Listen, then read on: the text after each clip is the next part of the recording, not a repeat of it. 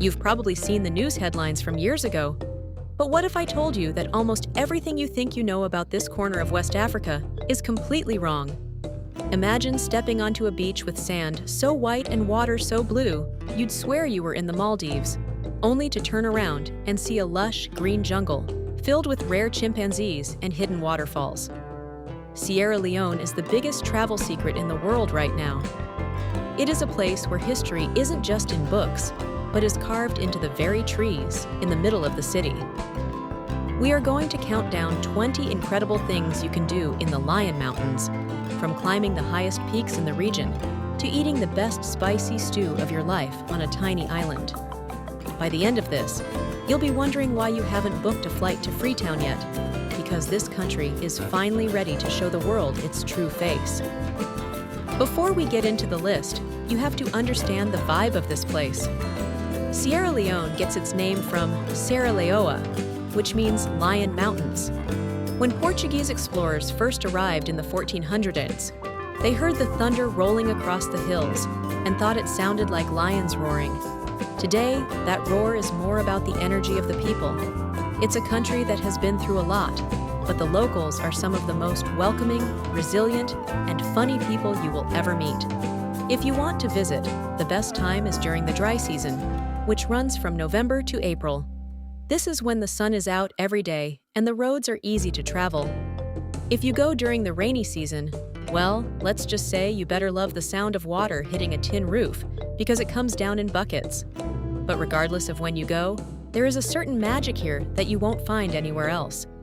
The first thing you have to do when you land in the capital city, Freetown, is visit the cotton tree. This isn't just some big tree, it is the spiritual heart of the entire nation. It's over 500 years old and stands right in the middle of a busy roundabout. Back in 1792, a group of formerly enslaved people who had fought for the British in the American Revolution sailed across the ocean to find a new home. When they landed, they walked up to this exact tree and held a Thanksgiving service for their freedom. When you stand under its massive branches today, you can feel that history. It's surrounded by the Supreme Court and the National Museum, so it's always busy. You'll see people selling cold drinks, taxis honking, and maybe even some fruit bats hanging from the high branches. It's the ultimate symbol of liberty. If you don't see the cotton tree, you haven't really seen Freetown. Right across from that famous tree is the National Museum. Now, don't expect a giant, air-conditioned building with high-tech screens. This is a small, humble place, but it is packed with stories. You'll see traditional masks used by the Mande and Temin people during secret society ceremonies. Some of these masks are huge and look quite intimidating. The guides there are amazing. They'll tell you about the different tribes and how they shaped the country. You'll see old coins, traditional clothing made of Gara cloth, and even artifacts from the colonial era. It's the perfect place to spend an hour or two getting your bearings before you explore the rest of the city. This next one is heavy, but it is perhaps the most important thing you can do in Sierra Leone. You take a boat about 20 miles up the river from Freetown to reach Bunce Island.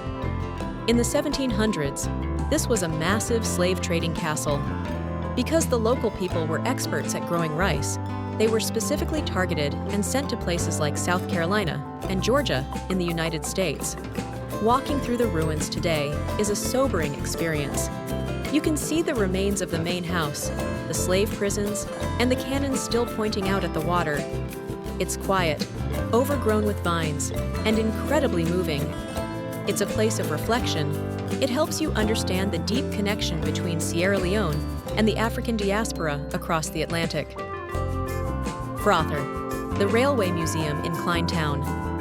Here's a fun fact. Sierra Leone used to have a huge railway system, but it was shut down in the 1970s. For years, the old trains were just left to rust. Then, a few dedicated people decided to save them. Now, you can see beautifully restored steam engines and old wooden carriages. There's even a special coach that was built for Queen Elizabeth II's visit in 1961. It's like stepping into a time capsule. The museum is located in the old workshops in Kleintown, and the staff there love to talk about the golden age of rail travel. While you're wandering through the older parts of Freetown, make sure to stop by St. George's Cathedral. It was completed in 1828 and is one of the oldest churches in West Africa. The architecture is classic British colonial style, with high ceilings and beautiful stained glass. It's a peaceful escape from the heat and noise of the city streets. Even if you aren't religious, the building itself is a masterpiece of 19th century construction and shows just how deep the British influence went during that era. Okay, let's talk about the beaches, because this is where Sierra Leone really shines. River No. 2 Beach is often called the most beautiful beach in Africa. When you arrive, you'll see why. The sand is literally white like flour, and the water is a clear, sparkling turquoise. What makes this place special is that it's run by the local community. The money you pay for entry and food goes directly back to the village to pay for their school and clinic. You can rent a small beach hut, eat fresh grilled lobster right on the sand, and watch where the river meets the ocean. It's so perfect it looks like a green screen. If you want a bit more action, head further down the coast to Bura Beach. This is the home of the Bura Beach Surf Club. It's a laid-back, no shoes, no worries kind of place. The waves here are perfect for beginners, and the local guys are great teachers. You can rent a board for a few dollars and spend the afternoon paddling out. Afterward, everyone gathers around a campfire or at a small bar to drink ginger beer and talk about the day. It's the ultimate backpacker vibe. Now, if you want to feel like a movie star, Tokeh Beach is the spot. This was a famous getaway for French celebrities back in the 1980s, and it's recently been restored to its former glory. The beach is wide, and the palm trees lean perfectly toward the water. There are some high-end resorts here where you can get a fancy room and a cold cocktail. It's much quieter than the other beaches, making it perfect for a romantic getaway or just a day of total relaxation. For the travelers who want to stay off the grid, John Obi Beach is the place for you. There is a great project there that focuses on ecotourism. You can stay in a glamping tent or a small cabin made of sustainable materials. It's all about being one with nature. You wake up to the sound of the ocean, eat organic food grown nearby, and spend your nights looking at stars that are so bright they don't even look real. Kent is a colorful fishing village at the very tip of the peninsula. It's worth a visit just to see the brightly painted wooden boats, called pambas, coming in with the day's catch. The beach itself is rocky and beautiful, but most people come here because it's the jumping-off point for the islands. You can stand on the pier, watch the fishermen mend their nets, and negotiate a boat ride to your next adventure. A short boat ride from Kent takes you to the Banana Islands, which consist of Dublin, Ricketts, and Mesmeho. Dublin is the most popular one. It feels like time stopped here about 100 years ago. There are no cars on the island, just narrow paths through the forest. You can go snorkeling in the clear water, visit the ruins of an old colonial church, or just sit on the porch of a guest house and watch the sun go down. If you're feeling adventurous, you can hike across a bridge to Ricketts Island, which is even more remote and covered in thick fruit trees.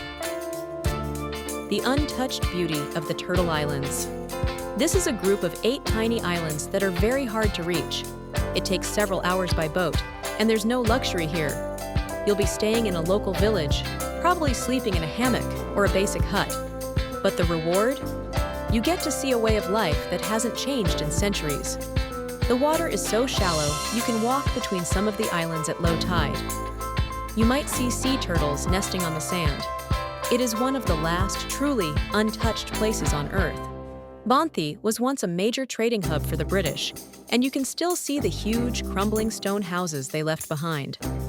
It's a bit of a ghost town vibe in some parts, which makes it incredibly atmospheric. Walking through the streets of Bonthi feels like you're a character in an old adventure novel. It's famous for its sherbro culture and its delicious seafood, especially the huge oysters you can find in the mangroves. Back near Freetown, hidden in the rainforest of the Western Area Peninsula National Park, is Takogama Chimpanzee Sanctuary. This is one of the best conservation projects in the world. They rescue chimpanzees that have been kept as illegal pets or orphaned by hunters. You can take a guided tour to see the chimps in their large forested enclosures. Hearing them pant hoot, their loud calling sound, is an experience that will vibrate in your chest. They also have beautiful eco-lodges where you can stay overnight. Imagine waking up to the sounds of the jungle and having breakfast while a family of chimps plays just a few yards away. Deep in the interior of the country, in the middle of the Moa River, is Tiwai Island. This place is a dream for wildlife lovers. It has one of the highest concentrations of primates in the world. You'll see Diana monkeys, colobus monkeys, and if you're very lucky, the rare pygmy hippo. These hippos are much smaller than the ones you see on TV, and they only live in this part of West Africa. The island is super peaceful, with no permanent human residents, just researchers and eco-tourists. The Gola Rainforest National Park is a massive stretch of ancient jungle on the border with Liberia. This is serious trekking territory. It is home to forest elephants, hundreds of bird species, and rare butterflies. It's not for the faint of heart. It's hot, humid, and the hiking can be tough. But being in the middle of a primary rainforest that has existed for thousands of years is a spiritual experience. Up in the north, the landscape changes from jungle to savanna. Outamba Kilimi National Park is where you go to see the big animals. You can take a canoe trip down the river to spot hippos splashing in the water, or go on a bushwalk to find herds of elephants. It's a different side of Sierra Leone, dusty, golden, and wide open. For the true adventurers, there is Mount Bintumani. At over 6,300 feet, it's the highest peak in the country and one of the highest in West Africa. The climb is a multi-day trek through remote villages and steep grasslands. When you reach the top of the Loma Mountains, the view is endless. You can see for miles and miles across the plateau. It's a tough climb, but the bragging rights are worth it. If you find yourself in the northern town of Kabbalah, you have to hike the Wara Wara Mountains. These are giant, smooth rock outcrops that tower over the town. Every New Year's Day, thousands of people climb to the top to celebrate. The views of the town below and the surrounding farmland are stunning. It's a much easier hike than Bintumani, but just as beautiful in its own way. You might not think a ferry ride belongs on a top 20 list, but the Lungi Ferry is an experience you will never forget. Since the airport is on a different piece of land than the city, most people have to take the ferry across the massive Sierra Leone River. It's crowded, it's loud, and there's usually a guy selling cold beer or snacks. You'll see the Freetown skyline approaching, the hills covered in houses, and the busy port. It's the perfect introduction, or goodbye, to the chaos and beauty of the capital. Now, here is the challenge. If all these places are so amazing, why isn't Sierra Leone full of tourists? For a long time, the country dealt with a tough reputation. People remembered the Civil War from the 90s or the Ebola outbreak from 2014. These things created a shadow over the country. But here's the reality. The war ended over 20 years ago, and the country is now one of the safest and most stable in the region. The real problem is just a lack of infrastructure. Roads can be bumpy, electricity can be spotty, and you won't find a Starbucks on every corner. But for many travelers, that's actually a plus. You get to see a place that is authentic, not a tourist trap designed for postcards. To see the real, everyday Sierra Leone, you have to leave the coast and head to Bo or Kanema. Bo is the second largest city and is famous for its friendly atmosphere and great schools. Kanema is the gateway to the east and is the center of the wood carving industry. Walking through the markets in these cities is a sensory overload. You'll see piles of colorful peppers, stacks of dried fish, and tailors whirring away on old-fashioned sewing machines. It's where the pulse of the country really beats. You've probably heard of blood diamonds, but today, the mining industry in Kono District is moving toward a more formal and peaceful future. Visiting Kono is fascinating. You can see the vast pits where miners still search for gemstones in the mud. It's a place of big dreams and hard work. Learning about the diamond industry from the local perspective, rather than just from a Hollywood movie, is eye-opening. Before you leave Freetown, you have to go to the big market on Wallace Johnson Street. This is the place to get your souvenirs. You can buy hand-woven baskets, beautiful Gara cloth dresses, and intricate wood carvings. Be prepared to haggle. It's all part of the fun. The ladies running the stalls are tough negotiators, but they usually have a huge smile and a joke ready once the deal is done. You cannot visit this country without eating cassava leaf. It is the national dish. It's a rich green stew made from pounded cassava leaves, palm oil, and usually some fish or meat. It's served over a mountain of rice and is incredibly savory and spicy. To wash it down, try some pollo. This is fresh palm wine, tapped straight from the tree. If you drink it in the morning, it's sweet and slightly bubbly. By the evening, it ferments and gets much stronger. Sitting at a local pollo bar is the best way to make friends with the neighbors. When the sun goes down, Freetown doesn't sleep. Lumley Beach is a long stretch of road lined with bars and clubs. You'll hear Afrobeats pumping out of huge speakers and see people dancing on the sand. You can grab some grilled street food, usually spicy chicken or beef skewers, and enjoy the cool ocean breeze. The energy is infectious. People in Sierra Leone know how to have a good time, no matter what they are going through in their daily lives. If you're lucky, you might witness a masked devil dance. These are traditional masquerades where a performer wears a huge, elaborate costume and a mask that covers their entire body. These devils represent spirits and are a huge part of community festivals. The drumming is fast, the dancing is hypnotic, and the whole village usually turns out to watch. It's a deep dive into the spiritual traditions that have survived for hundreds of years. Traveling here requires a bit of planning. You'll need a visa, and you'll definitely need your yellow fever vaccination card. It's also a good idea to bring plenty of cash, as ATMs can be unreliable outside of the big cities. But most importantly, bring an open mind. Sierra Leone isn't a place where everything goes perfectly on schedule, but it is a place where every day is an adventure. The Lion Mountains are calling, and they have so much more to offer than just a tragic history. They offer some of the best beaches on the planet, rare wildlife, and a culture that will make you feel like family the moment you arrive. If you want to see another hidden gem in West Africa, check out our video on the secret islands of Guinea-Bissau.